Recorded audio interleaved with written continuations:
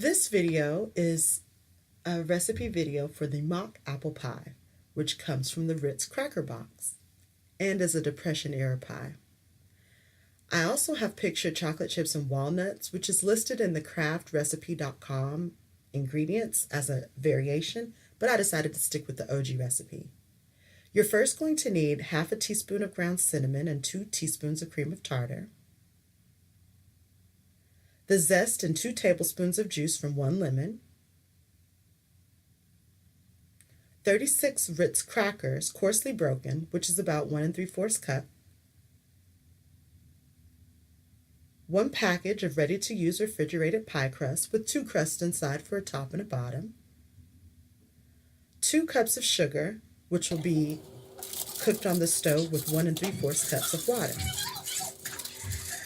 Now, I first started by opening the bottom crust and laying it inside of the foil pie pan, and I got the 2 foil pie pan package from Walmart, which comes with 2 pans and 2 tops.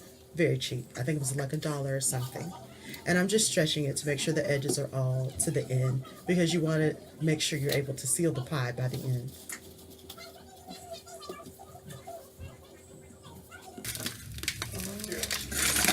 Then you put your 2 cups of sugar into a medium saucepan on the stovetop.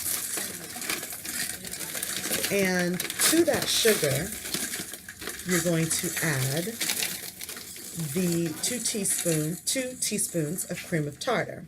And then you kind of mix that in so that it's not just clumped up or sitting there.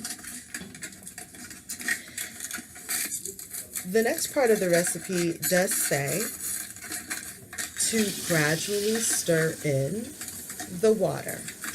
Now, I forgot the gradually part, so I went ahead and poured it all in, but that doesn't mess up the recipe either. It just means that you need to make sure that you take a little bit more time to make sure the water gets absorbed into the sugar. The recipe wants you to bring it to boil on high heat and then simmer it until the mixture is reduced to 1 1/2 cups. So I didn't measure it or anything. I kind of just ensured that as I was stirring, the mixture was getting a little bit thicker. You don't want it caramelized, you don't want it brown, and you don't want it to be hard candy sugar. You're basically making a simple sugar syrup, which will be the filling for the pie, and will plump up the crackers to make them the consistency of a thin sliced apple. So like I said, you definitely can do the gradual because it's probably easier for you to see when it's getting a little bit thicker. But if you forget that part, no big deal. Just make sure you're watching it, stirring it, and check your spoon. And you can see on the back of the spoon, you can tell if it's starting to coat the spoon or not.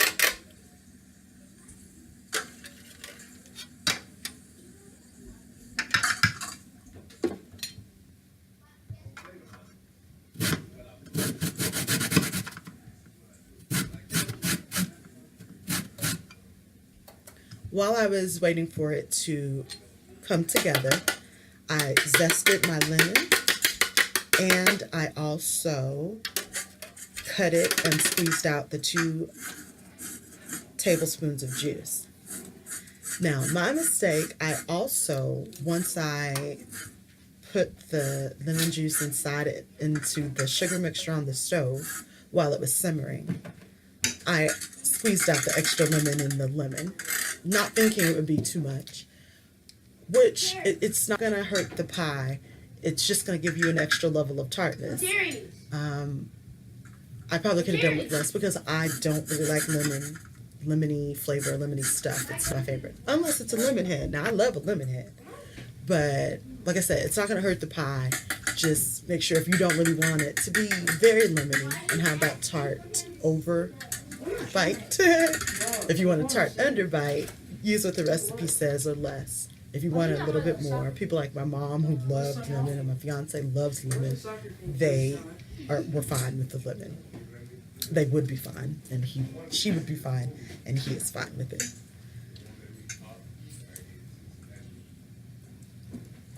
After you've got the lemon juice and the zest inside of there, just like I said, make sure that it's a sugar syrup that's getting a little bit thick. And once that's a little bit thick, turn the heat off and remove it from the heat and let the mixture cool.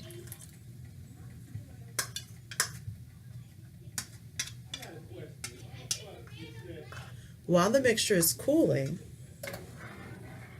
you are to heat the oven to 425 degrees Fahrenheit. And then it says to coarsely crumble the crackers inside of the pie crust. Now, on many different recipe sites, there were different variations. Some people used the crackers whole, some people crumbled them, and some people actually put the whole crackers inside of the sugar syrup and let it sit. I wasn't really sure what I was to be going for at the time, so I did a rough crumble, as you can see. So some of them are a little bit whole and some of them are crushed up, and some of them are a little bit grainier, which made for more of an apple bits pie. We were thinking that maybe if I used them whole, then it would come out with the consistency of looking like the sliced apples. So I'll have to wait and try that next time. If I haven't made the disclaimer, this is a very sweet pie. It says at the end of the recipe to mind your servings because it is basically a sugar syrup filled pie. I ate 3 slices over the course of the 2 days that we had the pie in the house. And I had a toothache, but I already have a bad tooth up here. So that didn't quite help. But I believe I will try to make it again. Not anytime soon. I think we're going to give it a couple months. Like I said, I'm to be giving up sugar. I need to work out. Maybe it'll be a celebration after I lose a few more pounds. But this isn't a pie you can eat often. You can't eat it a lot, even if it's a lot of it. I would say it's probably better for this to be like a party pie. You take it, you wow people with, hey, look what I can make. It's nostalgic, and it's a trick. It's a dupe. The Ritz box that we got was $2, and we had enough crackers to eat them with cheese and crackers and stuff like that. So you could probably use one of those, this one box, and make 2 pies. So once that's all cooled, you pour that sugar syrup over your crumbs or the crackers inside of your pie. So it's really your choice. If you feel like you want a mushier apple pie, go ahead and do it this way and do some crumble. If you want it to feel a little bit more like you're eating slices of thin sliced apples, probably do the whole crackers. And just pour that over. Once you've got the syrup poured over, and it's gonna rise up just like when you're doing a pecan pie and you pour that mixture in. Let it rise up, pour that in. Then take your butter chunks, your 2 tablespoons of butter, and break that up over the top.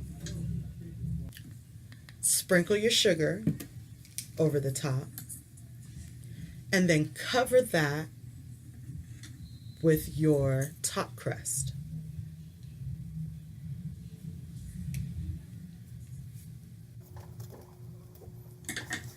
When you got the crust on top, do a little pinch roll. I just turn, pinch. I wasn't being real fancy, just to get it a little fluted edge, but mine's more rustic. I even lost the bottom one time because that mixture it was still a little bit warm, so the bottom crust started to fall down. But I just found it, pulled it up, pinch and fold, pinch and fold, pinch and fold, and make sure that all the edges are sealed. Once all the edges are sealed, cut some slits in the top so that the steam can escape. Then bake your pie for 30 to 35 minutes or until golden brown, and once it's done, you bring it out and cool it off.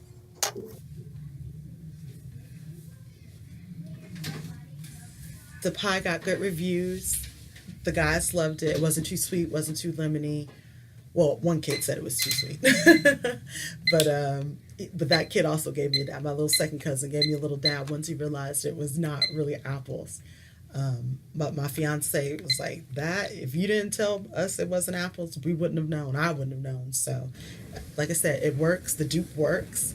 Just remember, it's a really sweet pie, not for everyday consumption, but it's really super easy.